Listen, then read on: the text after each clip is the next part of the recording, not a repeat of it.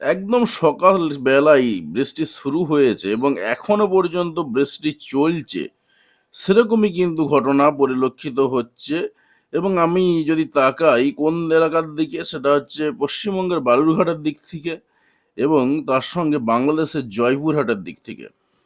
তো আপনারা দেখতেই পাচ্ছেন যে পুরো এই যে পোর্শনটা, এই পুরো পোর্শনটাতে বৃষ্টিপাত চলছে এবং সাত সকালেই কিন্তু বৃষ্টিপাত ঘটে গেছে এবং এখনো পর্যন্ত বৃষ্টিপাত চলছে, সেরকমই কিন্তু দেখতে পাওয়া যাচ্ছে। তো এবারে আমরা যদি একটু দেখি যে আর কোথায় কিরকম বৃষ্টিপাত রয়েছে বা সারাদিনে কোথায় কিরকম বৃষ্টিপাত রয়েছে, সেই দিকে তাকাবো। তাই সম্পূর্ণ ভিডিওটা দেখুন এবং অতি অবশ্যই কমেন্ট করে জানিয়ে দিন আপনি কোন এলাকা থেকে ভিডিওটি দেখছেন।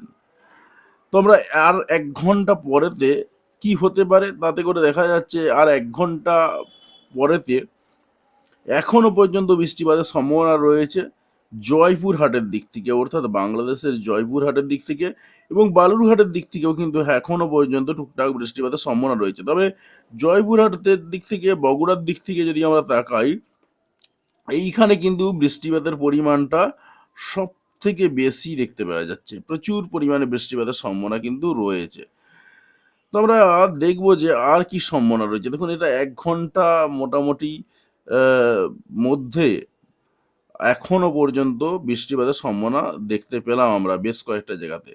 এবং ওভারঅল মেঘের দিকে যদি তাকাই, মেঘ কিন্তু থাকবে এবং আমরা দেখছি যেটা, যদি আজকে মেঘের অবস্থার দিকে তাকাই, তাতে করে দেখা যাচ্ছে গোটা উত্তরবঙ্গটা, পশ্চিমবঙ্গের দক্ষিণবঙ্গ, বাংলাদেশের দক্ষিণের দিকটাতে তুলনামূলকভাবে কিন্তু মেঘটা কম থাকবে। যদি আমরা ঠিক এই পোর্শনটার দিকে তাকাই, তাতে করে দেখতে পাচ্ছি যেটা মেঘ কিন্তু তুলনামূলকভাবে কম, অনেক কম। কিন্তু যদি আমরা উপরের দিকে তাকাই, উপরের দিকে কিন্তু মেঘ অনেক অনেক বেশি, অনেক বেশি মেঘ রয়েছে। এবং আমরা যদি তাকাই বিশেষ করে একেবারে রংপুরের দিক থেকে, দেখুন রংপুরের দিক থেকে যদি তাকাই, সেখানেও দেখা যাচ্ছে প্রচুর পরিমাণে মেঘ থাকবে সারাটা দিন এবং ঘন কালো মেঘ থাকবে।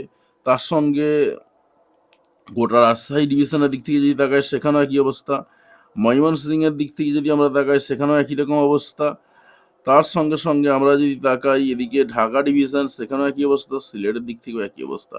এমনকি উত্তরবঙ্গে, পশ্চিমবঙ্গের উত্তরের দিকে যদি আমরা তাকাই, শিলিগুড়ি, আলিপুরদুয়ার, জলপাইগুড়ি, এই সমস্ত এলাকার দিক থেকে, এখানেও কিন্তু আমরা দেখতে পাচ্ছি একদম ঘন কালো মেঘ থাকবে এবং এখনো রয়েছে কিছুক্ষণ পর্যন্ত। এবং আগামী ১ ঘন্টার মধ্যে স্যাটেলাইট থেকে যেটুকু পাওয়া যাচ্ছে, সেখানেও দেখতে পাওয়া যাচ্ছে যে এই আগামী ১ ঘন্টার মধ্যে কিন্তু ভালো মাত্রায় মেঘ থাকবে। তো ওভারঅল সবটাই দেখলাম, এবারে আমরা একটু দেখে নেব যে বৃষ্টি হওয়ার সম্ভাবনা কোথায় কিরকম রয়েছে। তো বৃষ্টি হওয়ার সম্ভাবনার দিকে যদি আমরা তাকাই, দেখা যাচ্ছে যেটা সকালবেলা, অর্থাৎ সকাল ৮টার দিক করে বৃষ্টিপাতের সম্ভাবনা রয়েছে উত্তরবঙ্গের দু একটা জায়গাতে। তবে আলিপুরদুয়ারের দিক থেকে যদি আমরা তাকাই, আলিপুরদুয়ারের তুলনামূলকভাবে কম বৃষ্টি রয়েছে, কিন্তু বৃষ্টিপাত রয়েছে অল্প স্বল্প হলেও। দেখতে পাচ্ছেন আলিপুরদুয়ারে অল্প স্বল্প হলেও বৃষ্টিপাত রয়েছে। তবে তার থেকেও বেশি বৃষ্টিপাত রয়েছে আসামের দিক থেকে। আমি আর আসামের দিকে যাচ্ছি না। তো এই দিকে বৃষ্টিপাতের সম্ভাবনা রয়েছে। পাশাপাশি বাংলাদেশের দিকে যদি আমরা তাকাই, সেখানেও বৃষ্টিপাতের সম্ভাবনা রয়েছে। ময়মনসিংহের বেশ কিছু এলাকার দিক থেকে বৃষ্টিপাতের সম্ভাবনা রয়েছে। যদি আমরা শেরপুরের দিক থেকে তাকাই, আহ, সেই জায়গাতে বৃষ্টিপাত কিন্তু আমরা বৃষ্টিপাত পাচ্ছি একটু। হালুয়াঘাটের দিক থেকে যদি আমরা তাকাই, সেখানে বৃষ্টিপাতের পরিমাণ রয়েছে ১.৪ মিলিমিটারের মতন, অর্থাৎ মারাত্মক আকারে না হলেও কিন্তু বৃষ্টিপাত রয়েছে। সিলেটের দিকে বিশেষ করে মৌলভীবাজারের সাইডের যদি আমরা তাকাই, সেখানেও কিন্তু বৃষ্টিপাত রয়েছে। দেখতেই পাচ্ছেন জুড়ির দিক থেকে বৃষ্টিপাত রয়েছে। ওভারঅল কিন্তু বৃষ্টিপাত অনেকগুলো জায়গাতেই রয়েছে। তো আমরা রয়েছি এই মুহূর্তে সকাল ৮টার দিক করে। তো একটু দেখবো যে আর কি সম্ভাবনা রয়েছে। তার সঙ্গে সঙ্গে আমরা আরও বৃষ্টিপাত পাচ্ছি সকাল ৮টার দিক করে পশ্চিমবঙ্গের দিকে।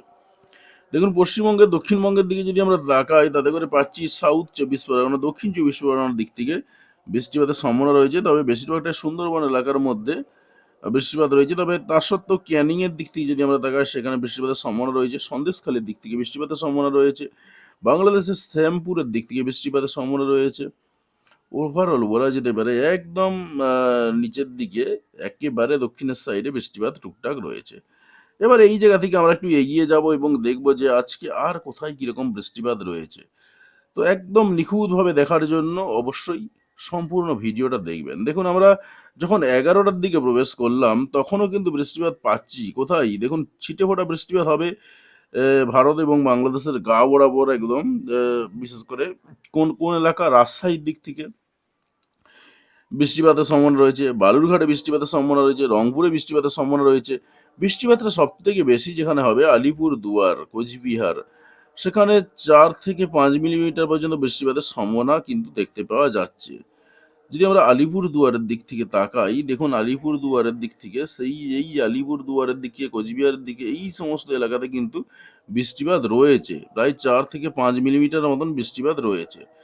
আর আমরা যদি বাকি অন্যান্য এলাকাগুলোর দিকে তাকাই সেখানে কিন্তু বৃষ্টিপাত রয়েছে, একটু কম রয়েছে। আমি তো কয়েকটা জায়গা বললাম, বাকি জায়গাগুলো বলে দিচ্ছি। ওভারঅল বললাম যেটা রাজশাহী ডিভিশনের প্রায় পুরোটাই রয়েছে। এছাড়াও কিন্তু আমরা পাচ্ছি যেটা কৃষ্ণনগরে ২-১ পশলা বৃষ্টিপাত হবে। তার সঙ্গে সঙ্গে আমরা পাচ্ছি যেটা সাতক্ষীরার দিক থেকে, যশোরের দিক থেকে বৃষ্টিপাত রয়েছে এবং বৃষ্টিপাতের পরিমাণ যদি তাকাই সেখানে পাওয়া যাচ্ছে যেটা ১.৮ মিলিমিটার থেকে মোটামুটি ৩-৪ মিলিমিটারের মতন সম্ভাবনা রয়েছে। যশোরের দিকে দেখতেই পাচ্ছেন, সাতক্ষীরার দিক থেকে দেখতে পাচ্ছেন একই রকম অবস্থা, খুলনার সাইডেও কিন্তু দেখতে পাচ্ছেন একই রকম অবস্থা। ওভারঅল কিন্তু ২ থেকে ৩ মিলিমিটার বৃষ্টিপাতের সম্ভাবনা রয়েছে। পাশাপাশি আমরা যদি একদম পশ্চিমবঙ্গের দক্ষিণের দিকে তাকাই তাতে করে পাওয়া যাচ্ছে কোথায়? পূর্ব মেদিনীপুরের হলদিয়ার সাইডে, তমলুকের সাইডে ছিটেফোঁটা ২-১ পশলা বৃষ্টিপাত হতে পারে। ১ থেকে ৩ মিলিমিটারের মতন সম্ভাবনা রয়েছে। পাশাপাশি দক্ষিণ ২৪ পরগনা, উত্তর ২৪ পরগনা, কলকাতার দিক থেকেও ১ থেকে ২ মিলিমিটারের মতন বৃষ্টিপাতের সম্ভাবনা রয়েছে। তো দেখতেই পাচ্ছেন যে এই জায়গাগুলোতে কিন্তু বৃষ্টিপাত হবে অনেকটা অংশ জুড়েই কিন্তু সম্ভাবনা রয়েছে। ওভারঅল কিন্তু এই জায়গাগুলোতে বৃষ্টিপাতের সম্ভাবনা রয়েছে। এবং সকাল ১১টার দিকে দেখতেই পাচ্ছেন ১১টা লেখা রয়েছে, ১১টার দিকে বৃষ্টিপাতের সম্ভাবনা রয়েছে। এবার আমরা আরেকটু এগিয়ে যাব এবং দেখব যে আর কি সম্ভাবনা তৈরি হচ্ছে। এখনো কি বৃষ্টিপাত হবে কোথাও? ১১টার পরেও আমরা দেখছি যেটা যে মোটামুটি একদম বেলা ৩টের দিকে যখন আমরা তাকাচ্ছি, বেলা ৩টের দিকেও কিন্তু পরিস্থিতি একই রকম, বরং বৃষ্টিপাতের জায়গাগুলো বাড়ছে। যে সমস্ত জায়গাগুলোতে বৃষ্টি হচ্ছিল না সেগুলো অ্যাড হচ্ছে। যেমন শিলিগুড়ি যোগ হচ্ছে, তার সঙ্গে শিলিগুড়িতে অল্প স্বল্প যদি বৃষ্টির সম্ভাবনা ছিল, শিলিগুড়ি, ২ দিনাজপুর দেখতেই পাচ্ছেন এদিকে বৃষ্টিপাতের সম্ভাবনা রয়েছে। গোটা রংপুর জুড়ে বৃষ্টিপাতের সম্ভাবনা রয়েছে। ওভারঅল কিন্তু চারিদিক থেকে সম্ভাবনা রয়েছে। আর রাজশাহী তো বলেই গেছি ওখানে বৃষ্টিপাত চলতে থাকবে। তার সঙ্গে সঙ্গে মালদাতেও বৃষ্টিপাতের সম্ভাবনা রয়েছে। এছাড়াও মালদার সঙ্গে সঙ্গে বর্ধমানের সাইডেও ছিটেফোঁটা বৃষ্টিপাত রয়েছে ৩টের দিক করে। তার সঙ্গে রয়েছে নদিয়ার সাইডে ২-১ পশলা বৃষ্টিপাত রয়েছে। কলকাতাও এর আগেতে বলেছি, এখনও কলকাতাতে বৃষ্টিপাত দেখাচ্ছে। তবে বৃষ্টিপাতের পরিমাণ মারাত্মক নয়। ছিটেফোঁটা ২-১ পশলা বৃষ্টিপাত হবে, মারাত্মক হবে না। পশ্চিম মেদিনীপুর, পূর্ব মেদিনীপুরের দিক থেকেও, পূর্ব মেদিনীপুর তো এর আগে বলেছি, পশ্চিম মেদিনীপুরেরও বেশ কিছু এলাকা যুক্ত হচ্ছে। অর্থাৎ বেলা ৩টে নাগাদ মোটামুটিভাবে বেশ কিছু জায়গাতে বৃষ্টিপাত চলবে। তবে বেশি বৃষ্টিপাত মোটামুটিভাবে রয়েছে ৩ থেকে ৪ মিলিমিটার, ৫ মিলিমিটার বৃষ্টিপাত রয়েছে খুলনার দিক থেকে। খুলনা, যশোর, এই দিকে যদি আমরা তাকাই এই সমস্ত এলাকাতে কিন্তু বৃষ্টিপাতের সম্ভাবনা রয়েছে। লোহারগাড়ার দিক থেকে যদি আমরা তাকাই ভালো মতন বৃষ্টিপাতের সম্ভাবনা রয়েছে। তো আমরা দেখব যে আর কি সম্ভাবনা রয়েছে। দেখুন আমরা রাত্রি এই ভোর বেলা ৩টে অবধি দেখলাম। বেলা ৩টের পরে আর কোথায় কি সম্ভাবনা রয়েছে? বেলা ৩টের পরে আমরা বেলা ৪টের দিকেও দেখলাম যে সেখানেও কিন্তু পরিস্থিতি প্রায় একই রকম। বৃষ্টিপাতের কিন্তু সম্ভাবনা কন্টিনিউয়াসলি রয়েছে, চলবে। ৬টার দিক করে দেখতে পাচ্ছি যেটা আমরা বেশি বৃষ্টিপাত রয়েছে বিহারের সাইডে। পূর্ণিয়ার দিকে যদি আমরা তাকাই সেখানে বৃষ্টিপাত বেশি রয়েছে। বাকি অন্যান্য এলাকার দিক থেকে পশ্চিমবঙ্গ, বাংলাদেশের দিক থেকে তুলনামূলকভাবে বৃষ্টিপাতটা একটু কমে যাবে।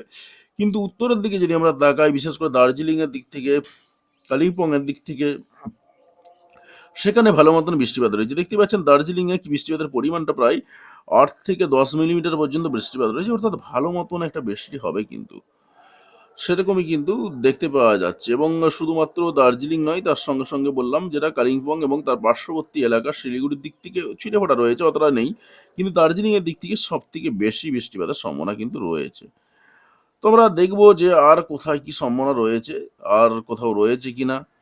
তো আমরা আরেকটু এগিয়ে গেলাম এবং এগিয়ে যেতে দেখতে পাচ্ছি সন্ধ্যে ৭টার দিক থেকে তুলনামূলকভাবে দক্ষিণবঙ্গ ফাঁকা হয়ে যাবে, দক্ষিণবঙ্গে অতটা বৃষ্টি নেই।